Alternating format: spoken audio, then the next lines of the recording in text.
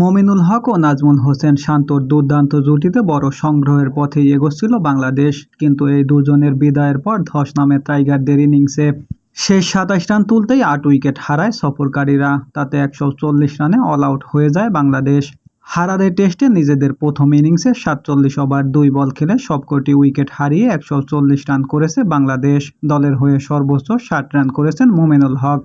শুরুতেই বিদায় নিতে হয় ওপেনার মাহমুদুল হাসান জয়কে, তবে আম্পায়ারের সিদ্ধান্তে অসন্তুষ্টি নিয়েই মাঠ ছাড়তে দেখা যায় তাকে।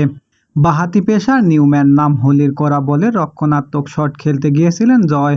বল ব্যাট ও শরীরের খুব কাছ দিয়ে যাওয়ার পর উইকেট রক্ষকের হাতে জমা পড়ে। সেটি গ্লাভসে লেগেছিল নাকি শরীরের অন্য কোথাও তাই স্পষ্ট বোঝা যায়নি। তবে জোরালো আবেদনের পর আঙুল তুলে দেন আম্পায়ার। এই সিদ্ধান্তে ডিআরএস না থাকায় আম্পায়ারের সিদ্ধান্তে চ্যালেঞ্জ করার সুযোগ পাননি জয়। হতাশ হয়ে সাজঘরে ফিরতে হয় তাকে। ১৭ বল খেলে করেন মাত্র ২ রান। এরপর সাদমানকে সঙ্গে নিয়ে দলকে টেনে তোলার চেষ্টা করেন মমিনুল হক, কিন্তু সাদমান ফিরে যান ২০ রান করে। এরপর দলের হাল ধরেন মমিনুল ও শান্ত, দুজনের ৭৭ রানের জুটিতে ঘুরে দাঁড়ায় বাংলাদেশ। কিন্তু ৬০ রান করে মমিনুল বিদায় নিলে ধস নামে টাইগারদের ইনিংসে। ৭৩ বলে ১৯ রান করে ফেরেন নাজমুল হোসেন শান্ত। এরপর আর কেউই ২ অঙ্ক ছুঁতে পারেনি। মুশফিকুর রহিম, তাওহিদ হৃদয়, অমিত হাসানদের সবাই ব্যর্থ হয়েছেন। তাতে ১৫০ আগেই অল আউট হয়ে যায় বাংলাদেশ।